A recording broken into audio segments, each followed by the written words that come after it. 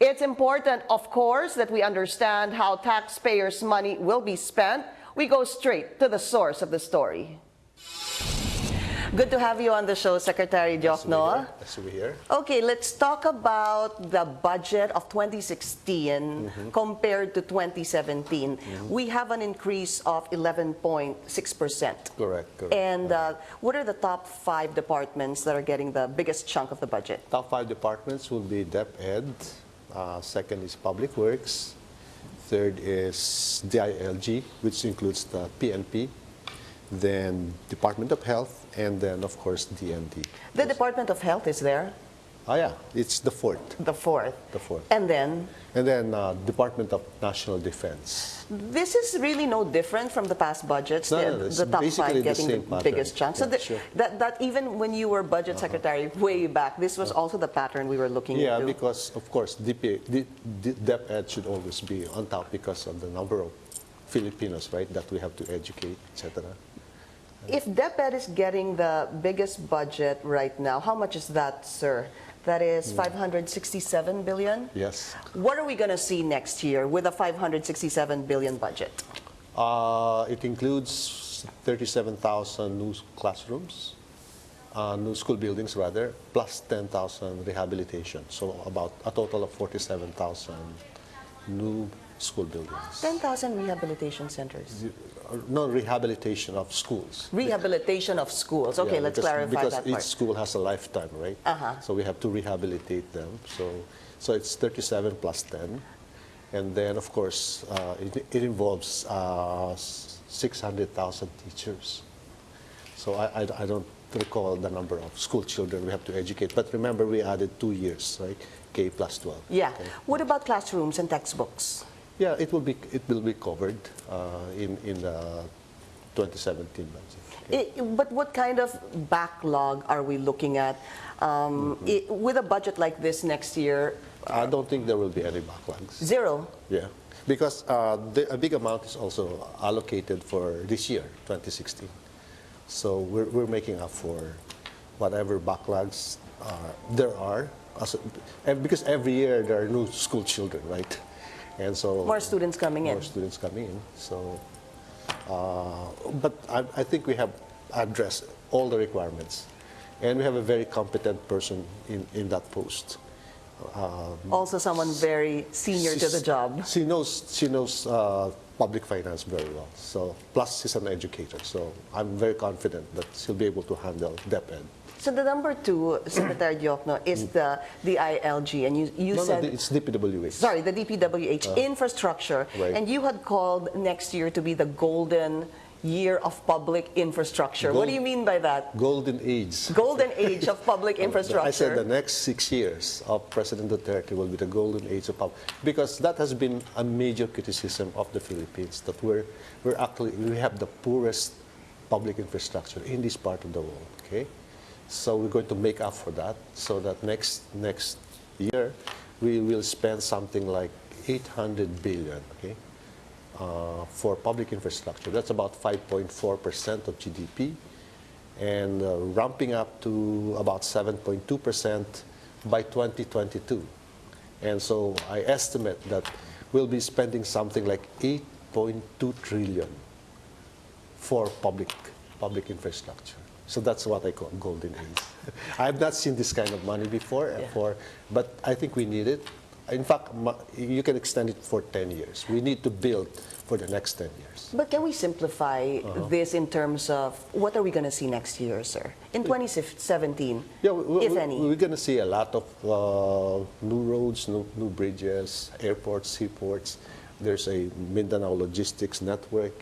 So we'll build a lot of roads and networks all over the country, not only in Metro Manila. Okay, that this budget is over and above this budget are the PPP projects. Okay, so can you just imagine how much money that is? Yeah, but the PPP projects, sir, this is not the budget of the DPWH. Does not include PPP projects.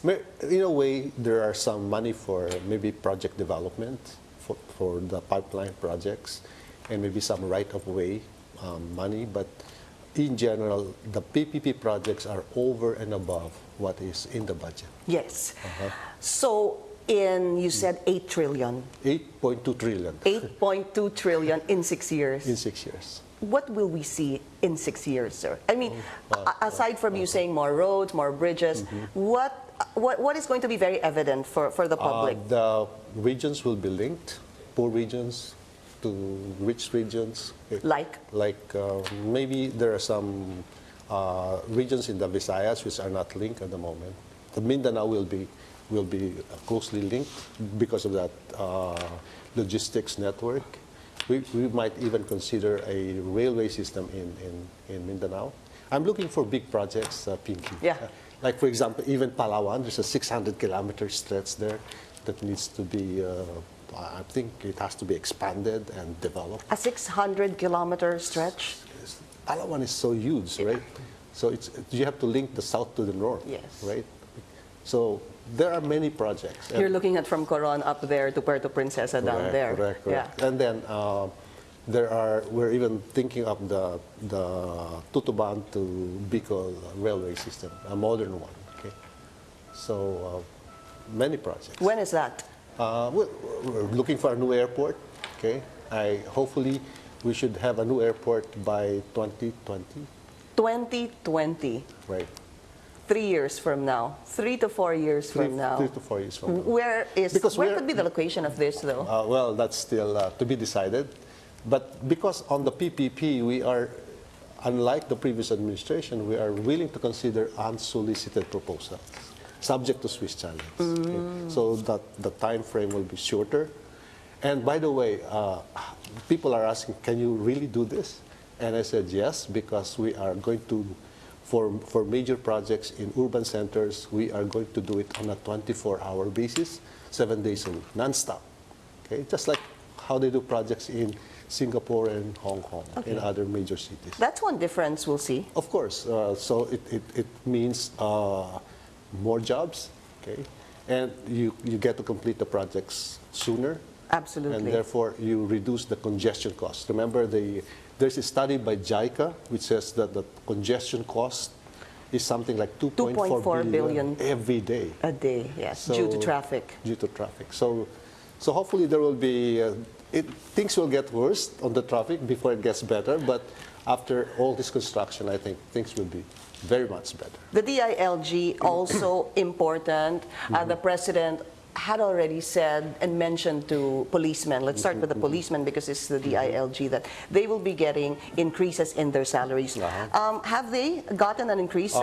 I understand the President has already signed Executive Order number 3, which will increase the combat pay of military and uniformed personnel effective, I think, October.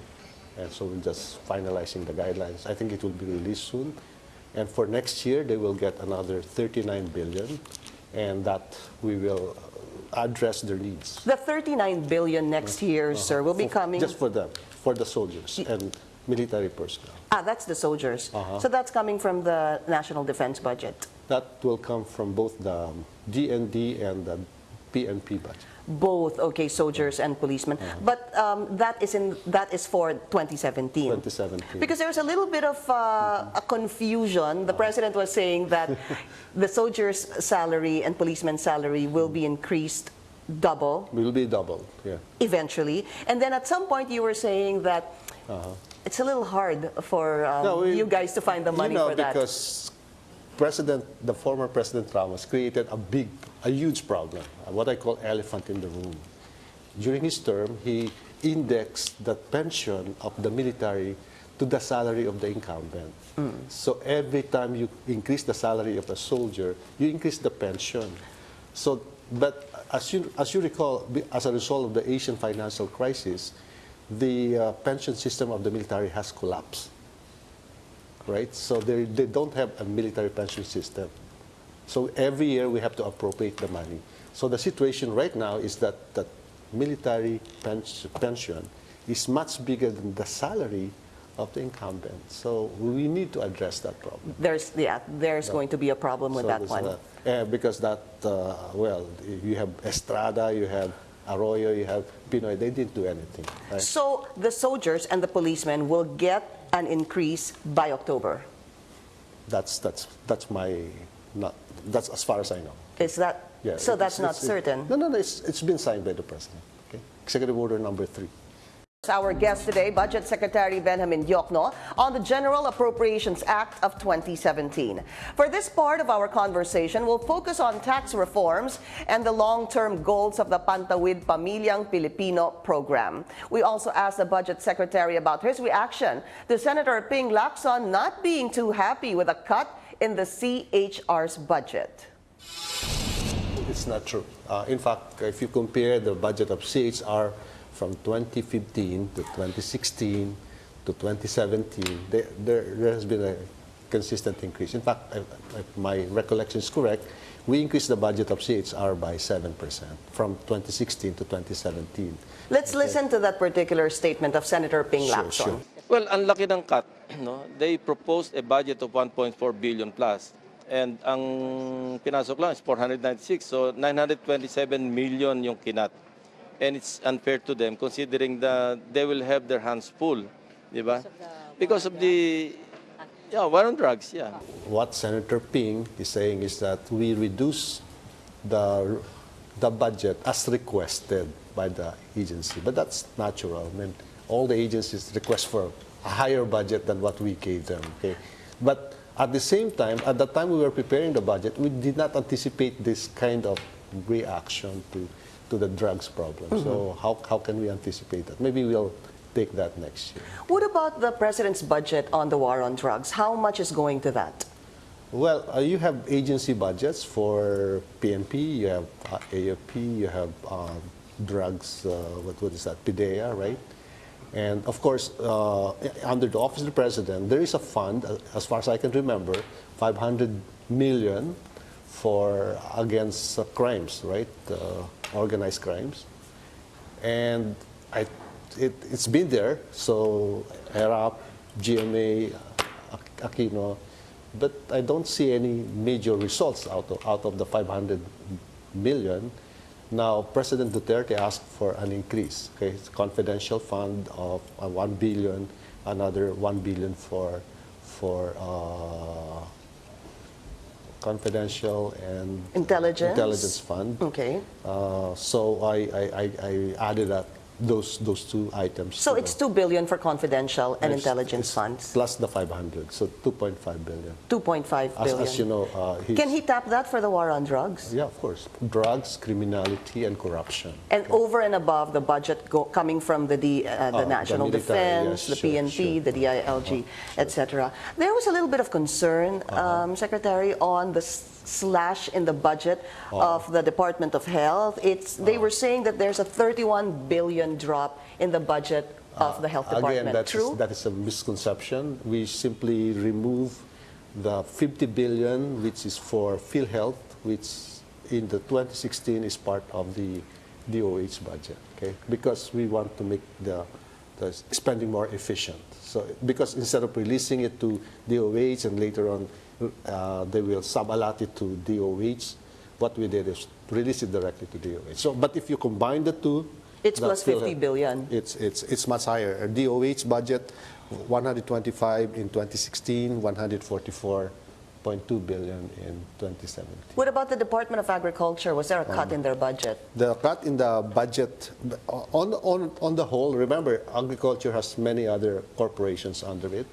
So on the budget of agriculture itself, there's a cut, but that's explained by completed projects. So when World Bank sponsored projects, some PAMANA projects, and some BUB projects, they are completed.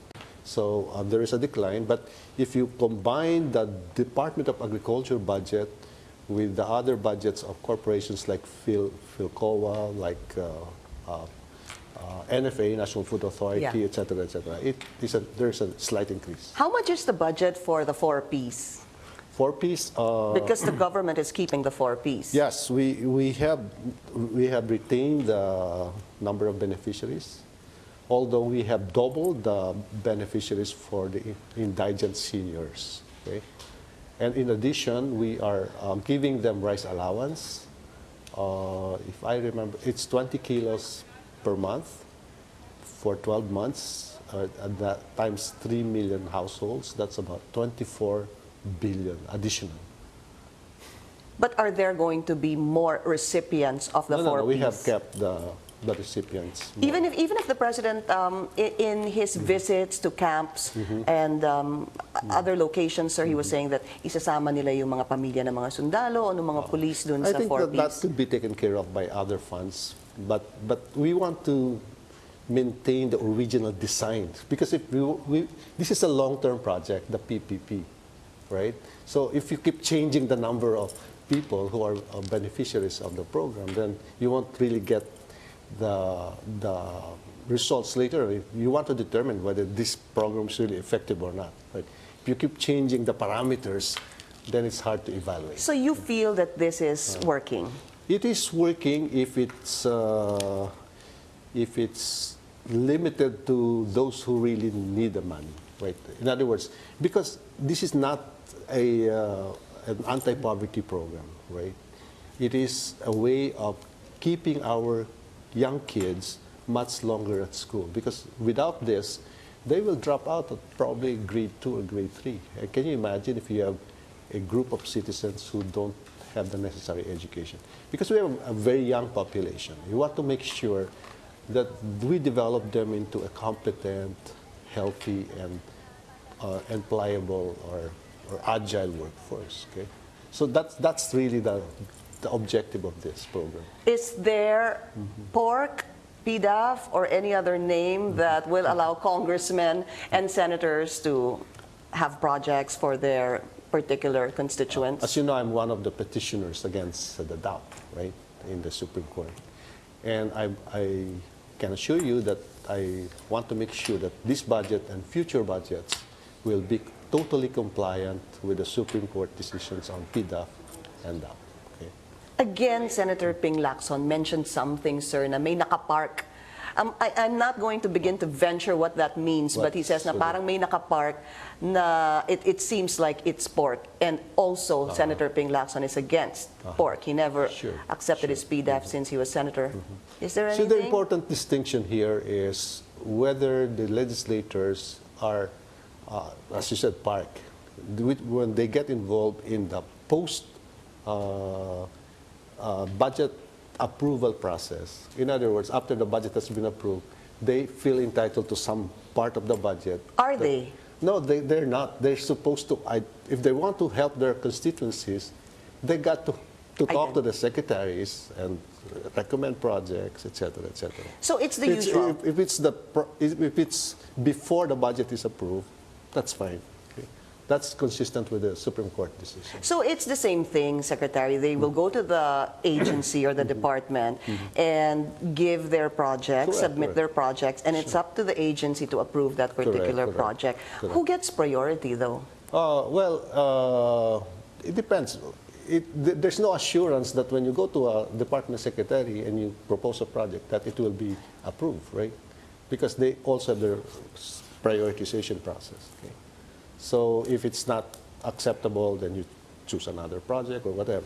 So it depends on the preference of legislators. Some legislators that don't want to talk to the secretaries, or for example, a senator, he can get away with not having any projects because he has no specific constituency, right?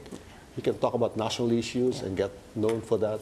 Because nationally elected post. Because I remember under the arrangement before martial law, the senators don't even bother about projects. Okay? So there's no pork whatsoever? Pork in that sense that it is violative of the PDAF decision of the Supreme Court. Is there a budget for charter change? There's none.